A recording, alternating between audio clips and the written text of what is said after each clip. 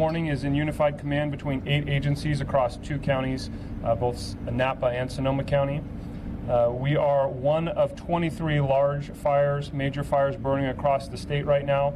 And across the state this year, since August 15th, we have hit almost the 4 million mark as far as acres burned across the state.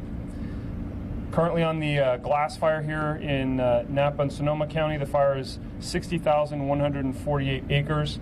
We remain at 6% containment. There are red flag conditions out there that expire tomorrow morning, and we will have more information about that.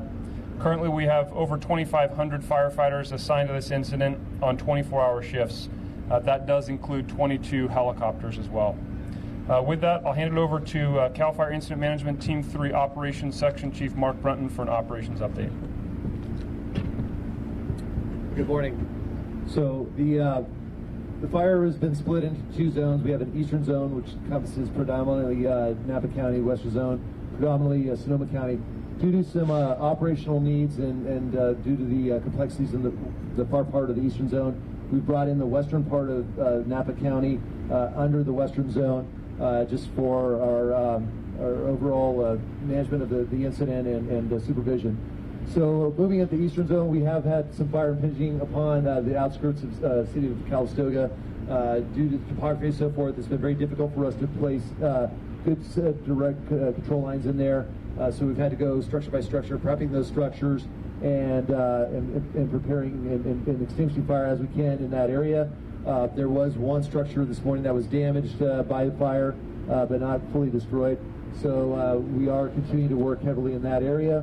Working up around on the Division Hotel side, fire did impact and crossed up to Highway 29. It has not crossed over Highway 29. We are still using it as a control point. It's just below the grade, and we are continuing to monitor that and staff that. Again, it's in an area that is very steep, very difficult to work in, heavy vegetation and so forth.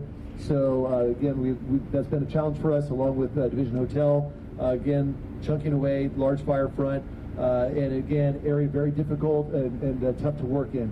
Moving into Juliet, that has a threat to the community of Angwin. We are continuing to work diligently to put in control lines, do structured defense in that area. Have a lot of resources within that area. And then moving down into November, same kind of thing. The valley floor, Highway 29 corridor still is intact. We have a lot of the industry in there populated and working within that area. So we have that. We're being doubly vigilant as their safety, as well as monitoring the fire effects, mainly because of the weather we're expecting. We're in a red flag warning, and basically that's the point where we're seeing a northwest push of wind. It fortunately has not subsided any velocity, but does exist. But again, more so the very hot temperatures, very dry conditions, and our fuels are extremely receptive to any ignition source whatsoever. So it's at a very high percentage for that, and so it won't take much for any ignition source to get any of the vegetation, whether it's the light vegetation or the very heavy vegetation burning.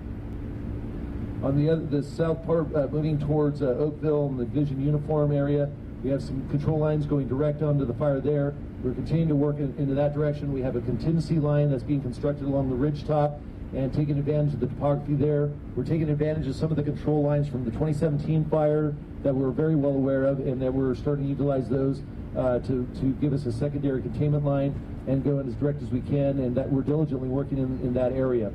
Moving across the county line, Division Kilo, good. We did a burn operation a couple days ago. That line is in there. The line is holding. Due to the winds not being as intense as we were expecting originally, it's given us time to get in there, mop that up, take out a lot of the hot spots, and give us a better level of protection for the communities of Kenwood and then eventually Glen Ellen. Highway 12 corridor looking really good along that. Continued aggressive mop up and patrol. Annandale State Park, that's holding in there very well. We also have resources staged and ready in case that decides to get up and any hot spots blow over our line. So we're all prepared and in good shape regarding that. Into the city of Santa Rosa, looking very good. Continue mop up patrol and a presence there. Moving up Calistoga Road and eventually to Petrified Forest Road. Fire has not crossed on the other side of that. Holding that, maintaining that. Continue to mop up patrol. We have good control lines up through into the county line into Napa County. and seen a lot of success in that area, which has given us a good level of protection and making us more comfortable.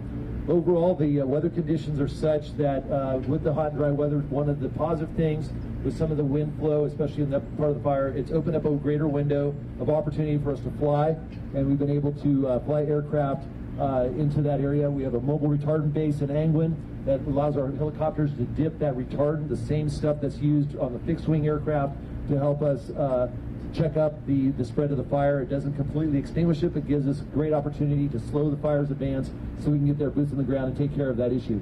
In the Sonoma County area, unfortunately, the weather conditions and the visibility is such that we cannot fly any aircraft effectively or safely.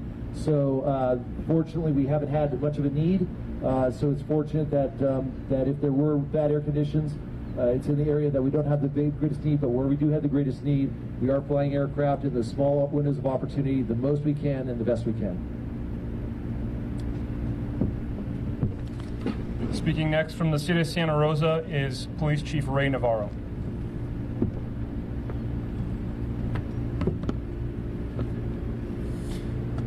Good morning. So first of all, I want to thank the public for heeding the emergency evacuation orders and warnings that are currently in place right now.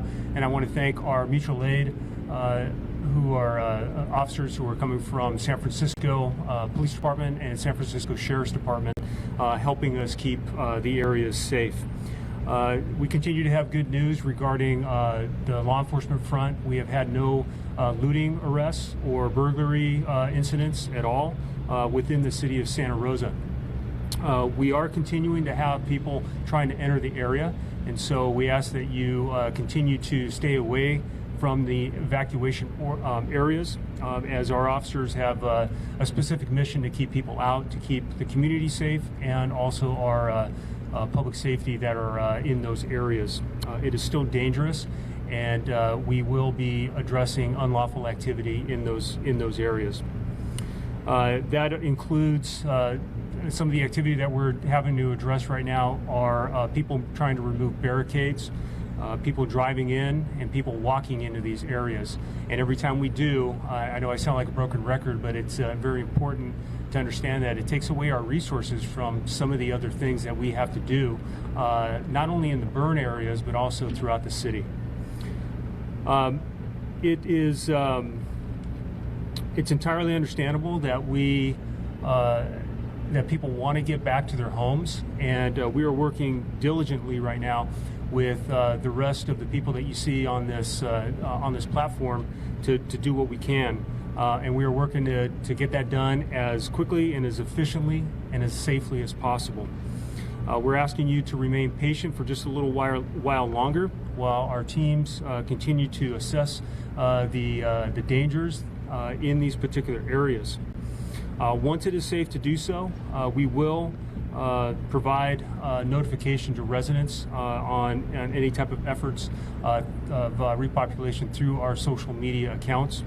Currently, there is no change to the mandatory orders. We still have 12,925 community members under evacuation order and 22,631 community members under the warning. You can continue to find updated information at srcity.org/evac updates. Thank you very much.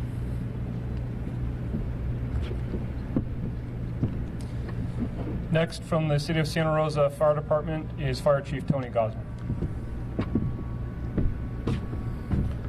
Hello everyone, Tony Gosner, Santa Rosa Fire Department. I'm going to be brief because Brunton did a great job explaining the fire, but Santa Rosa is looking real good, including Annandale Park. There really is no concern. We got a lot of crews up there mopping up, and we're just making sure that it holds. So that is all looking really, really good. 2 points I want to hit. One is if you don't live in the area, please don't come over to take a look.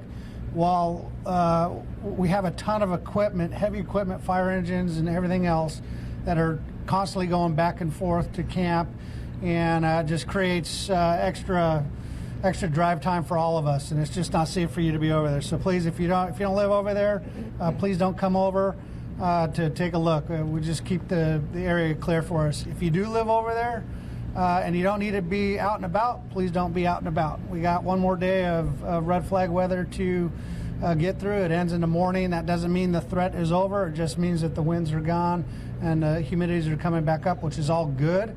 But if you don't have to be in the way, please don't be in the way. And I want to thank everyone for, I kind of sound harsh, but the reality is we need the access to get in there. I want to thank everyone for listening to us. We know it's tough out there, but we're doing the best we can to get you back as safe and as quick as we can. If you need to find out any of the latest information on the glass fire, you can go to srcity.org/glassfire, and any additional updates for fire-related information is available on Facebook at Santa Rosa FD and Instagram at Twitter at Santa Rosa Fire. Thank you. And next from the Sonoma Sheriff's Office is Sheriff Mark Essek. Good morning. I have a relatively brief update for you as well. Our staffing remains relatively the same at the Sonoma County Sheriff's Office. We have 36 regular deputies on duty every day, patrolling, doing normal patrol, and they're being supplemented with an additional 50 deputies. So we are fielding 86 deputies per day currently to patrol areas, including evacuation zones, to keep property and homes safe while folks are evacuated. With the red flag warning through Saturday, it is possible that more evacuations could be coming. We realize that creates a lot of anxiety and stress for people, but one of the best ways you can deal with that anxiety and stress is to be prepared. As we've talked about numerous times before, that includes making sure you have fuel in your car, making sure that your personal papers, belongings, and pets are prepared to go, and that you have a plan. Secondly, you can also check on your neighbors and make sure that they are doing the same things that you're doing. Yesterday, I had a brief opportunity to tour part of the burn area with the utility crew. One of the things that I noticed that I wanted to make sure the public understands and why we are so adamant about staying out of evacuation zones is there's a considerable number of trees down where tree crews were working to try to clear roads, power lines down, telephone lines down, and I was really amazed by the amount of heat that continues to radiate out of some areas that look as though they are not burning, but there's a tremendous amount of heat still coming out of those areas. So please give those folks a chance to get in there and do those cleanups, make infrastructure repairs so that when it is time to get back to your homes and your properties to check on them, that you can do so safely. We understand that this is stressful. We ask for your continued patience, and we thank you for your patience and trust in us as we try to work through this. You can follow the Sheriff's Office on Instagram, Facebook, and Twitter for updates, and also you can look at evacuation mapping at socoemergency.org. Thank you very much. Speaking next from the California Highway Patrol is Captain Aristotle Wolf. Thank you, Jonathan. Good morning, everyone. My name is Aristotle Wolf. I'm your local CHP commander here in Sonoma County. The CHP continues to support its law enforcement and firefighting and emergency services partners with mostly traffic control points throughout Sonoma and Napa counties. To reiterate what Sheriff Essek said, it's absolutely imperative that you understand that these points are there for a reason.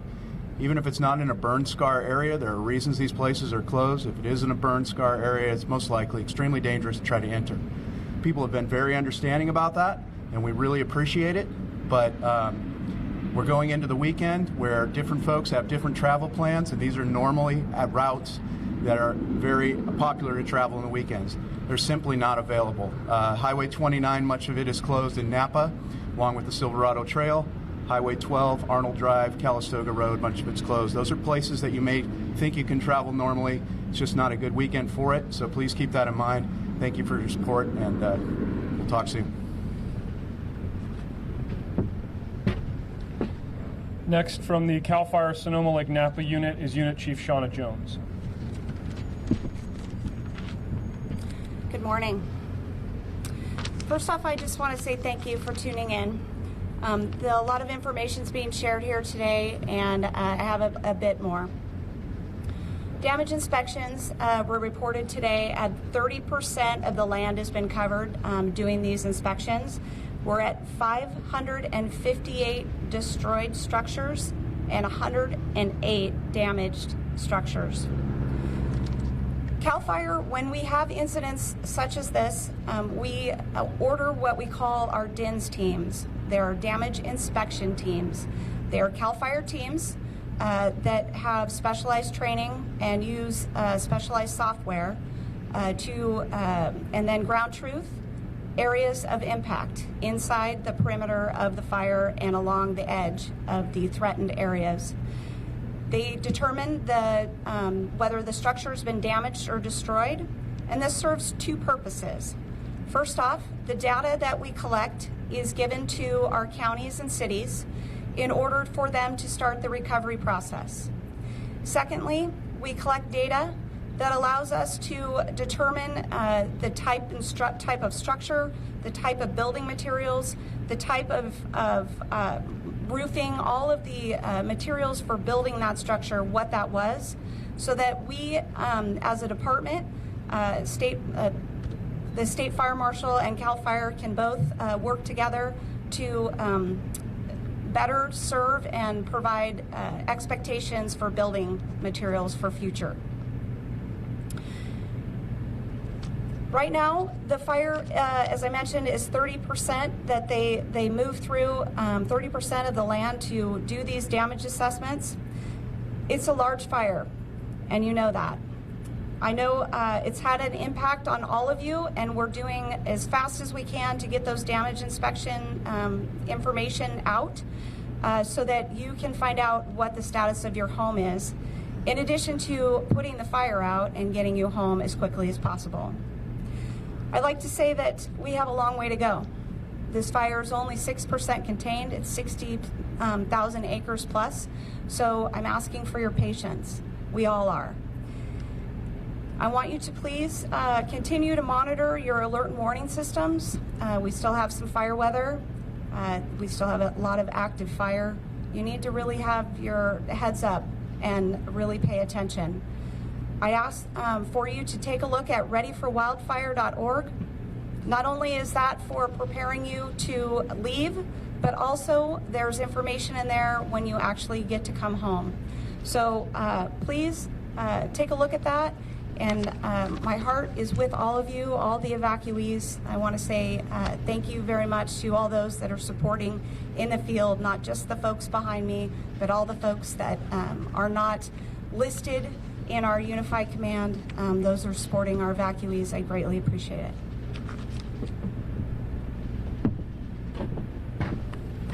Our final speaker this morning, CAL FIRE Incident Management Team 3, Incident Commander Billy C. Hi, good morning. Obviously, the last incident is a complex incident. It's impacted, as far as fire damage, 2 different counties, 3 different cities, multiple communities have been impacted. Damage destroyed, and damaged structures with population that's been evacuated. Several road closures, including road closures in Lake County, so that adds a 3rd county to this. This has been a unified team effort, one mission, one fight for this entire incident. We work collectively. As we progress through this wind event, the team has plans made and prepared to search force resources in case we have any fire that wants to escape our current containment lines. As the days come, we anticipate better weather conditions as related to fire conditions out on the line. We're looking forward to decreased winds, decreased temperatures, increased humidities, which will give our firefighters and our boots on the ground a fighting chance to gain additional perimeter control and start to bring some normalcy back to these impacted areas and get people back home where they belong. Thank you. We're happy to answer any questions you might have. Chief Jones, the 30% coverage, was that all software or surveillance and some of that ground work as well? So just the question was related to the 30%. Was it just the software or was it ground as well? Yeah.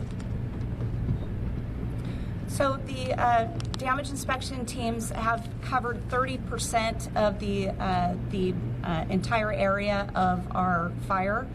So that is ground truth, field, in the field. And would that then be primarily So they were concentrating in the Oakmont area of Sonoma and the Angwin Deer Park area is where their first look has been.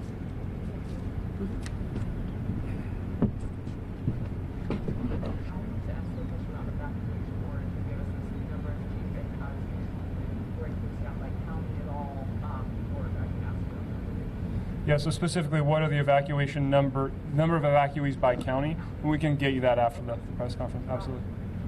Sorry, that's why can someone kind of talk about which areas you think might be first to return, which ones are likely last, and what sort of factors into that? Yeah, so the question was related to what might be the areas that are first repopulated and last, and I'd hand that over to the IMT. Obviously, that's a good question, but it's difficult to answer, especially with the predicted winds. Anytime we look at repopulation, as far as fire side, when we start making recommendations, that's just based on the fire danger has been mitigated. Obviously, there's numerous utility companies, EOC concerns that have to develop their Make Safe reentry programs, along with buy-in from all the different cooperators. And then obviously the last sign-off and final jurisdictional responsibility falls on the local law enforcement having the jurisdictional responsibility. None of us take evacuations lightly. We want people to get home as soon as possible and get back to normal.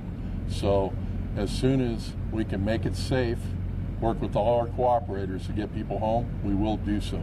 And that is a top priority for all my team members, as well as all these agencies we're working together with.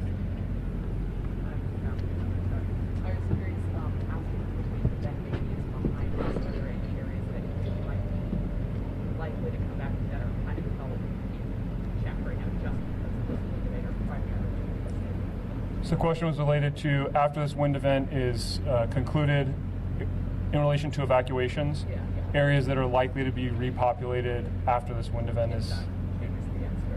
Sure. There's nothing. Yeah. Sorry, I think this is hard to hear again.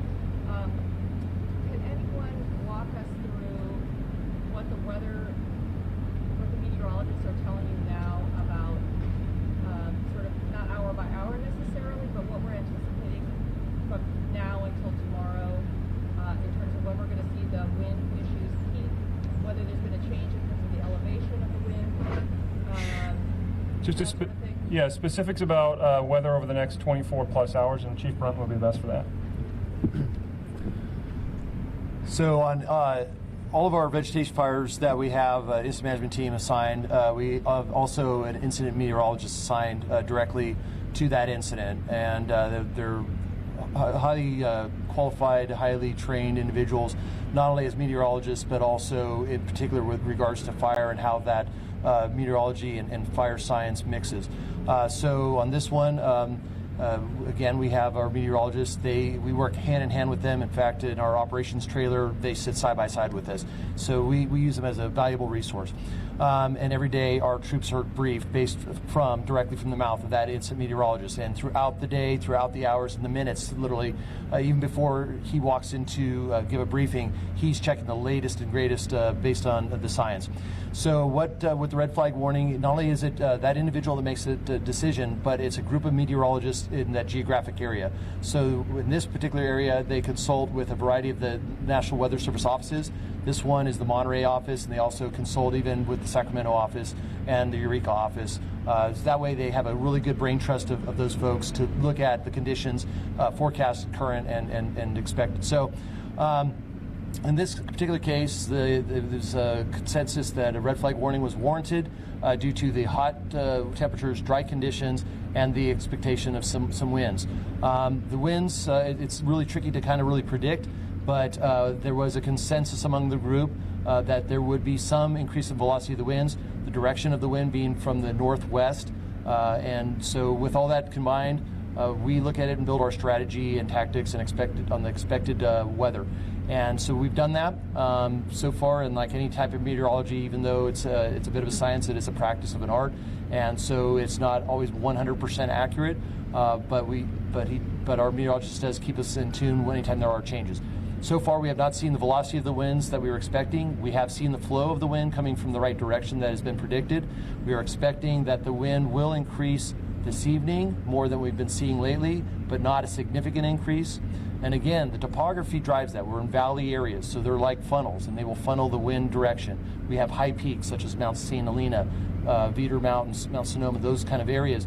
And we have monitoring stations throughout that helps the meteorologist to determine his forecast. So at some of the peaks up in, say, Mount St. Helena, that's where we're going to see our heavier winds. About 20 miles per hour is what we're expecting. Also in the valleys, the Napa Valley in particular, Sonoma Valley, we're expecting to see some higher wind gusts, 15 miles per hour. So nothing that's going to be a high sustained velocity, but there will be gusts, and that does have an effect on the fire. As I said earlier, we have what's called a probability of ignition metric that looks at basically how dry the fuels are. Fuels are extremely dry. We do have hot embers and hot areas that are out there, and it won't take much to take that and blow it into a very dry receptive fuel bed. And with that, that gives us cause for concern. So although this is pretty much what we would say right on an edge or a border of a red flag warning, it's we go for the conservative cautious look, and that's why we are in this and why we plan accordingly. So as far as what the winds we're going to be seeing this evening, we'll see some more of the winds. It'll increase a little bit more this afternoon, and then we'll die off. And by about 6 tomorrow morning, we should be ending the red flag warning and or any sort of fire weather watch. But it will continue to be warm and dry, and then proceeding forward through the rest of the weekend, moving into next week, we will see a little bit more of an onshore flow, which means a little bit increase in our relative humidity, decrease in our temperatures, which will be helpful for us in our control efforts. But again, it will not change the vegetation dryness, and it'll still be critically dry and a concern for us, but definitely it'll be at a slightly elevated fire conditions that we're experiencing right now as we speak. The onshore wind